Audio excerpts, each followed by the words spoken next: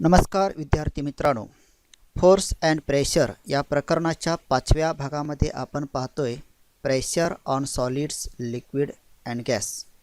म्हणजे सॉलिडवरती प्रेशर कशा पद्धतीनं असतो, लिक्विडचा प्रेशर कसा असतो आणि गॅस प्रेशर कसा असतो, या 3 घटकाचा विचार आपण ह्या व्हिडिओमध्ये करणार आहोत. चला तर पाहू. प्रेशर ऑन सॉलिड्स, स्थायूवरती प्रेशर म्हणजे स्थायू पदार्थ जे आहेत त्या स्थायू पदार्थांचं प्रेशर कशा पद्धतीनं असतो.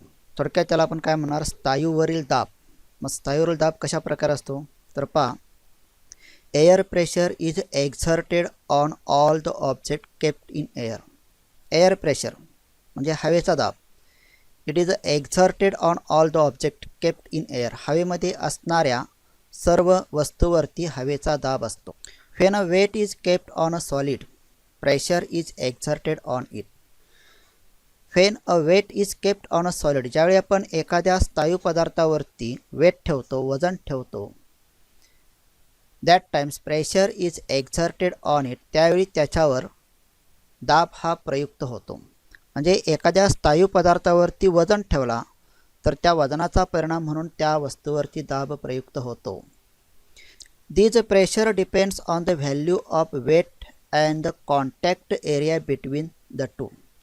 इथं जो काय दाब निर्माण होणार आहे तो दाब कशावरती अवलंबून आहे तर इथं जे काय लावलेलं वजन आहे आणि जो काय स्थायू पदार्थ आहे त्याचा एरिया जो आहे ह्या दोन्ही घटकावरती अवलंबून आहे. म्हणजे लावलेलं वजन आणि त्याच्या संपर्कात असणारा एरिया या दोन घटकावरती इथं निर्माण होणारा दाब हा अवलंबून आहे. नाव ट्राय दिस. एक कृती तुम्हाला करायची आहे. काय करायचं आहे, टेक अ वुडन प्लँक्स, एक लाकडी फळी घ्यायची आहे आणि अशा 2 बॉक्सवरती ती ठेवायची आहे. सुरुवातीला ती कशी दिसते तुम्हाला, it is a horizontal lines म्हणजे बरोबर ती आडव्या स्थितीत दिसते. Now in seconds put 4 books on this. दुसऱ्या स्टेपमध्ये तुम्ही काय करायचं आहे, 4 पुस्तकं त्याच्यावरची ठेवायची आहेत. 4 पुस्तकं ठेवत असताना ती सेपरेट अशी ठेवलेली आहेत आणि सेपरेट ठेवल्यामुळं या फळीवरती त्याचा काही परिणाम झालेला दिसत नाही. And in third process you put this all books one by ones. ही सर्व पुस्तके तुम्ही काय करायची, एकमेकावरती ठेवायची आहेत. त्यामुळे काय होतं, ही जी वुडन प्लँक्स आहे ती थोडीशी बेंड झाल्यासारखी तुम्हाला इथे दिसते. असं का होतं बघा, सुरुवातीच्या पिक्चरमध्ये तुम्ही पाहिला तर लाकडी फळी स्ट्रेटच आहे कारण याच्यावरती कुठल्याही प्रकारचं वेट आपण ठेवलेलं नाही. दुसऱ्या पिक्चरमध्ये आपण काय केले, 4 पुस्तकं ठेवलीत पण ठेवत असताना ती कशी केली, स्प्रेडेबल ठेवलीत म्हणजे पसरून ठेवलीत. आणि पसरून ठेवल्यामुळं याचा जो एरिया आहे तो एरिया कसा लार्ज एरिया आहे आणि लार्ज एरिया असल्यामुळे तर प्रेशर ॲप्लाय झालेलं नाही. Now in third pictures you put all this books one by ones. ही सर्व पुस्तके तुम्ही एकमेकावरती ठेवला. त्यामुळे काय झालं, एरिया कमी झाला पण वेट वाढलं.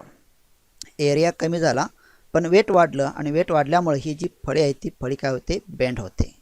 याचा अर्थ काय, the air pressure exerted on all the object kept in airs.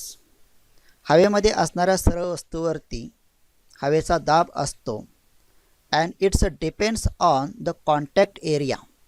आणि तो कशावरती अवलंबून आहे, त्याचा जो कॉन्टॅक्ट एरिया आहे, संपर्क क्षेत्रफळ जे आहे त्याच्यावरती तो अवलंबून आहे. जर एरिया कमी असेल तर प्रेशर काय होणार आहे, तर वाढणार आहे. आणि इथं दुसऱ्या पिक्चरमध्ये एरिया कसा होता, जास्त होता, त्यामुळे प्रेशर इथं काय होतं, एकदम कमी होतं. पण तिसऱ्या पिक्चरमध्ये एरिया खूपच कमी असल्यामुळं प्रेशर इथं वाढलेलं आहे. As like we sears pressure on solids. Now use your brain powers. आता थोडंसं डोकं चालवायचं आहे. काय करायचं बघा, you must have seen a vegetable vendors carrying a basket on her heads. You must have seen vegetable vendors म्हणजे भाजी विक्रेते जे आहेत ते काय करतात, carrying a basket on her heads, त्यांच्या डोक्यावरती त्या भाजीची बुट्टी ठेवतात. She keeps a twisted piece of clothes on the heads below the basket. आणि त्या बास्केटच्या खाली ते काय करतात, कापडाची एक गुंडाळी ठेवतात, त्याला तुम्ही चुंबळ असं म्हणता. म्हणजे भाजी विकणाऱ्या ज्या बायका आहेत त्या बायका काय करतात, आपल्या डोक्यावरती भाजीची बुट्टी ठेवतात आणि बुट्टीच्या खाली एक कापडाची अशी गुंडाळी ठेवतात ज्याला आपण चुंबळ असं म्हणतो. How does it helps. मग त्याचा काय उपयोग होतो याच्यावर तुम्ही विचार करायचा. आतापर्यंत जी काय आपण इन्फॉर्मेशन घेतली त्याच्यावर आधारित तुम्ही याच्यावर विचार करायचा आणि या प्रश्नाचं उत्तर शोधून काढायचं आहे. We can not stand at one place for a long times. आपण एकाच जागेला बराच वेळ थांबू शकत नाही किंवा बराच वेळ उभा राहू शकत नाही. How then can we sleep on a place for 8 and odd hours. मग एकाच ठिकाणी आपण 8 तास किंवा 8 पेक्षा जास्त तास कसे काय झोपू शकतो. म्हणजे एका जागेला आपण बराच वेळ थांबू शकत नाही, बराच वेळ उभा राहू शकत नाही. म्हणजे एका जागेला आपण बराच वेळ उभा राहू शकत नाही, पण एकाच जागेला 8 तासापेक्षा जास्त आपण काय करतो, झोपू शकतो, म्हणजे आडव्या स्थितीत राहू शकतो. याचं कारण सुद्धा तुम्हाला इथं शोधायचं आहे. For skiing on ice, why are long flat ski used? For skiing on ice, बर्फावरून घसरत असताना किंवा बर्फावरून स्लायडिंग करत असताना why are long flat पसरट असणारे स्की आपण का वापरतो. बर्फावरून घसरण्यासाठी पसरट फळ्या का वापरल्या जातात. म्हणजे इथं 3 क्वेश्चन तुम्हाला दिलेले आहेत आणि त्या 3 क्वेश्चनचं उत्तर एकच आहे, ते तुम्ही फक्त शोधायचं आहे. याचा संदर्भ तुम्हाला इथं दिलेला आहे, त्या संदर्भाच्या आधारे तुम्ही ह्या 3 प्रश्नांची उत्तरं शोधायची आहेत. Now shares next point, pressure of liquid. द्रवाचा दाब म्हणजे ज्या काय द्रव वस्तू आहेत त्यांचा दाब किंवा जे द्रव पदार्थ आहेत त्या द्रव पदार्थांचा दाब कसा असतो ते आपल्याला इथं पाहायचं आहे. For that you take one activity here's. Take a plastic bottle. एक प्लास्टिकची बॉटल घ्यायची आहे या पद्धतीनं.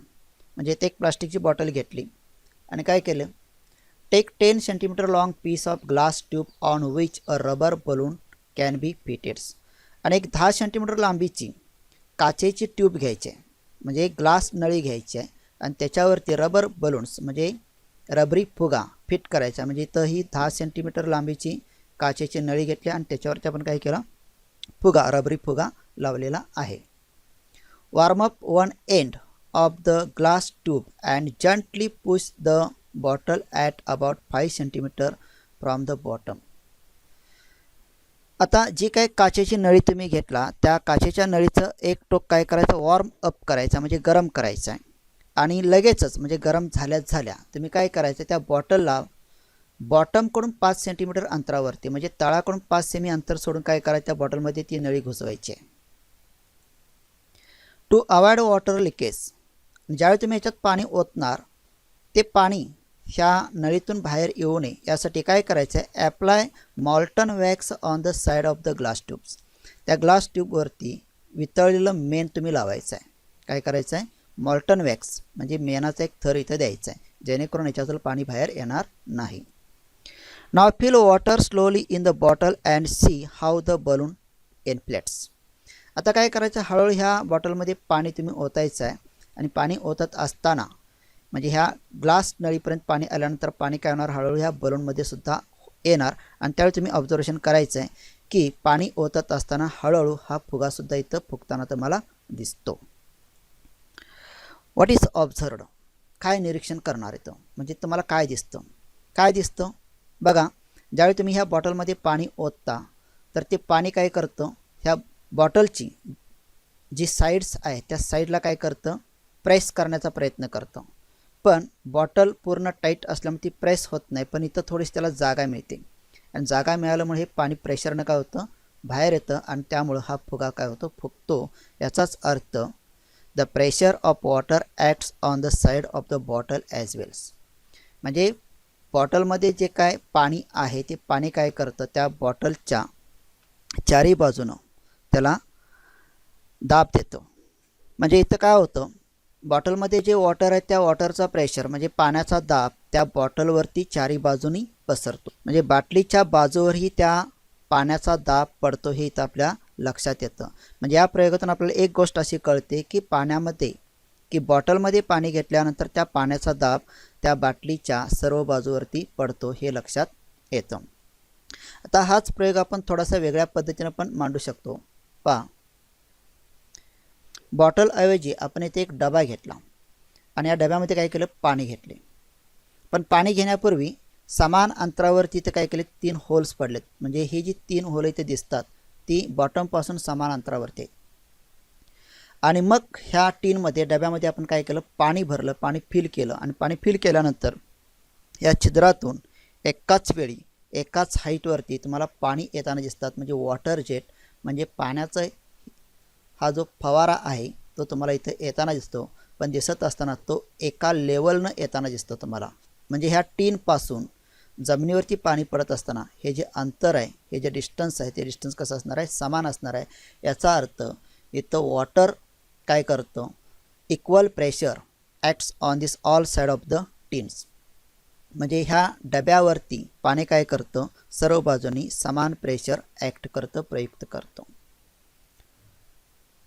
So it is act equally in all direction. सर्व बाजूने विचार केला तर ते सर्व बाजूनी इक्वल ॲक्ट होतं, म्हणजे एक्झर्ट होतं. समान बाजूनी प्रेशर कसं असणार आहे, समान असणार आहे.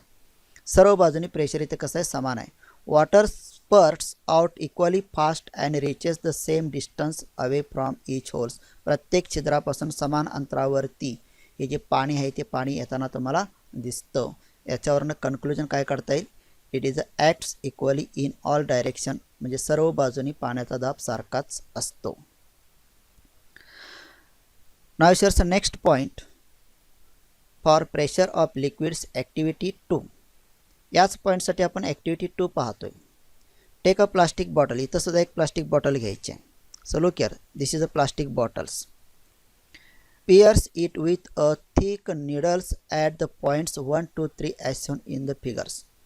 फिगरमध्ये दाखवलेल्या पद्धतीनं या बॉटलला 3 ठिकाणी काय करायचे, छिद्र पाडायचे. 1, 2, 3 असे छिद्र पाडायचे.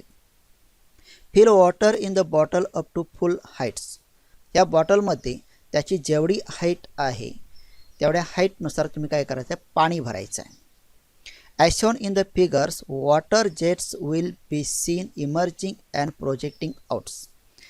आकृतीत दाखवलेल्या पद्धतीनुसार या तिन्ही छिद्रातून पाण्याच्या धारा बाहेर येताना तुम्हाला दिसतात. The water jet emerging from the hole at the top will falls closest to the bottles. थोडंसं ऑब्झर्वेशन केलं तर सर्वात उंचीवरच्या छिद्रातून पाण्याची जी धार असते ती पाण्याची धार काय होते, ह्या बॉटलच्या जवळच पडते. म्हणजे क्लोजेस्ट टू द बॉटल्स. म्हणजे बघा, सर्वात वरती जे छिद्र आहे त्या टॉपमोस्ट छिद्रातून पाणी जे बाहेर येतं किंवा पाण्याची जी धार येते ती बाटलीच्या जवळच पडते. The jet from the lowest hole falls farthest from the bottles. The jet from the lowest hole. आणि सर्वात तळाला जे छिद्र आहे त्या छिद्रातून पाण्याची जी धार येते ती धार कशी येते, फर्देस्ट फ्रॉम द बॉटल्स, बाटलीपासून थोड्याशा अंतरावरती, म्हणजे थोड्या जास्त अंतरावरती ती पाण्याची धार पडताना तुम्हाला दिसते. म्हणजे याच्यावरून काय कन्क्लुजन निघतं बघा, पाण्याचं छिद्र सर्वात वरती आहे म्हणजे इथं प्रेशर थोडंसं कसं आहे, कमी आहे. आणि इथं सर्वात तळाला जे पाण्याचं छिद्र आहे त्याचा विचार केला तर याच्यावरती प्रेशर कसं आहे, जास्त आहे. आणि त्याचा परिणाम म्हणून सर्वात तळातील छिद्रातून जी पाण्याची धार होते ती लांब जाते आणि सर्वात वरती जे छिद्र आहे त्याच्यातून येणारं जे पाणी ते सर्वात जवळ पडतं. आणि इन बिटवीन जे मधलं छिद्र आहे त्याच्यातून पाणी येताना ह्या दोन धारांच्या ते मध्ये पडतं, हे आपल्याला लक्षात येतं.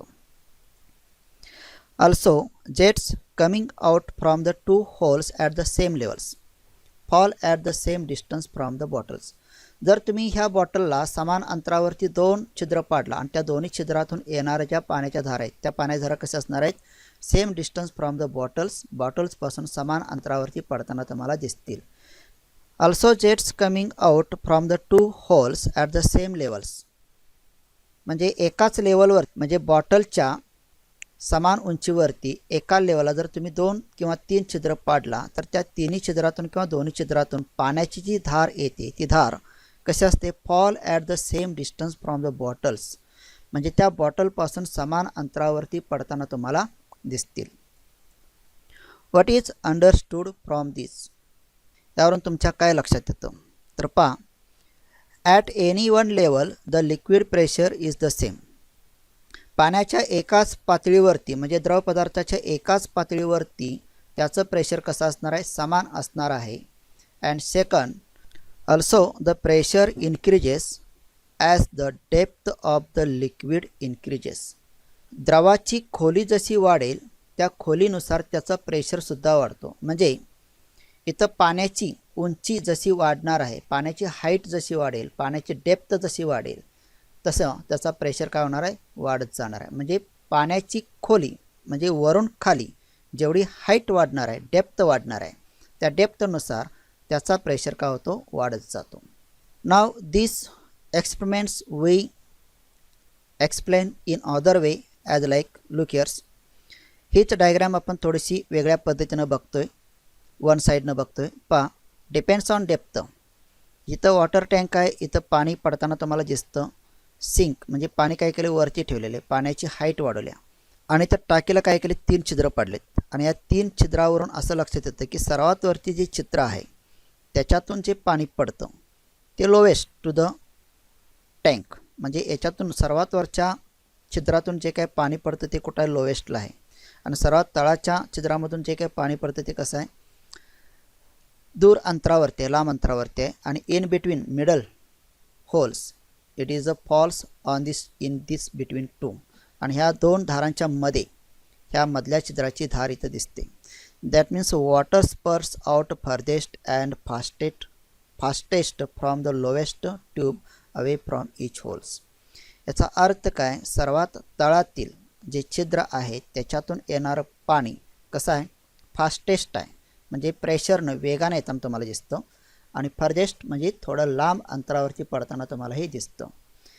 इथं बॉटलचा वापर केला आहे, इथं टँकचा वापर केला आहे. दोन्ही डायग्राम सेमच आहेत, फक्त मांडणी वेगळी आहे. So as like we shares pressure of liquids. द्रवाचा दाब कशा प्रकारे असतो ते आपण इथं पाहिलं. नाव विषय नेक्स्ट पॉईंट, गॅस प्रेशर, वायूचा दाब. So look here, if a balloon is inflated by filling air by mouth it inflates on all sides. जर तुम्ही एक रबरी फुगा घेतला आणि तोंडाच्या साहाय्याने त्याच्यामध्ये हवा भरली, it inflates on all sides, तर तो सर्व बाजूनी काय होतो, फुगतो. म्हणजे बरीच मुलं काय करतात, फुगा घेतात आणि फुगा फुगवतात. नुसतं फुगा फुगवतात पण ऑब्झर्वेशन काय करत नाहीत. जर ऑब्झर्वेशन करायचं म्हटलं तर तोंडातून ज्यावेळी तुम्ही त्याच्यात हवा भरता त्यावेळी तो फुगा फुगत असताना सर्व बाजूनी फुगतो. असं काय होत नाही की तो एकाच बाजूने फुगायला आला आहे. If a pin hole is created in the balloon air leaks out and the balloon does not inflate fully. जर तुम्ही ह्या फुग्याला पिनच्या साहाय्याने छिद्र पाडलं आणि जर तुम्ही त्यात हवा भरत बसला तर तो बलून्स म्हणजे तो फुगा डज नॉट इन्फ्लेट फुल्ली, तो पूर्णपणे फुगत नाही. कारण तो आधीच लीक असल्यामुळे त्याच्यातून हवा बाहेर पडत राहणार आहे आणि त्यामुळे तो कंप्लीट फुगा फुगला जात नाही. It is a realized that like a liquids gas also exert pressure on the walls of the container in which it is enclosed. It is a realized that like a liquids, द्रवाप्रमाणेच म्हणजे द्रवाचे जसे गुणधर्म आहेत, द्रवाचा जसा दाब आहे त्याच पद्धतीनं gas also exert pressure on the wall of the container in which it is enclosed. द्रवाचा दाब जसा सर्व बाजूने असतो तसाच गॅसचा सुद्धा दाब हा सर्व बाजूने असतो. गॅस ज्या वस्तूमध्ये तुम्ही भरणार आहात किंवा ज्या कंटेनरमध्ये भरणार आहात तर त्या कंटेनरमध्ये ह्या द्रवाचा दाब कसा असतो, सर्व बाजूनी असतो, हे आपल्या लक्षात येतं. All gases and liquids have a common name, fluids. All gases म्हणजे सर्व वायू, लिक्विड्स सर्व द्रव पदार्थ, या सर्वांना मिळून म्हणजे सर्व गॅसेस आणि सर्व लिक्विड्सना मिळून एक कॉमन नेम आहे, त्याला म्हणतो आपण फ्लुइड. त्याला मराठीमध्ये आपण म्हणणार द्रायू. या द्रायूमध्ये दोन्ही शब्द आहेत, द्रायू म्हणजे द्रव आणि वायू, त्याला काय म्हणतो आपण, fluid. Fluids in a container exert pressure from within on the walls and the bottom of the containers. Fluids in the container हे जे काय द्राव्य आहेत कंटेनरमध्ये भरल्यानंतर म्हणजे पात्रामध्ये भरल्यानंतर त्यांचं जे प्रेशर एक्झर्ट होणार आहे ते प्रेशर कसं असणार आहे, on the walls and the bottom of the container, त्या पात्राच्या सर्व बाजूनी आणि तळातून प्रेशर एक्झर्ट करणार आहे. A fluid enclosed in a containers exert its pressure equally in all direction at a point within the fluids. Container मध्ये जो काय fluid तुम्ही भरलेला आहात तो कंटेनर कसा आहे, बंदिस्त आहे. आणि बंदिस्त असल्यामुळं त्याचं जे प्रेशर एक्झर्ट होते ते प्रेशर कसं होणार आहे, equally in all direction at a point within the fluids. म्हणजे त्या द्रायूचा जो काय दाब आहे तो दाब सर्व बाजूनी त्या बंदिस्त पात्रामध्ये समान असा प्रयुक्त होणार आहे. So as like we shares what is mean gas pressure. Gas pressure म्हणजे काय आपण इथं पाहिलं, वायूचा दाब कशा प्रकारे असतो ते इथं आपण पाहिलं. So in this video we see pressure on solid, pressure of liquid and gas pressures. आजच्या व्हिडिओमध्ये आपण सर्व अवस्थेतील प्रेशर कशा प्रकारे असतो तो पाहिला.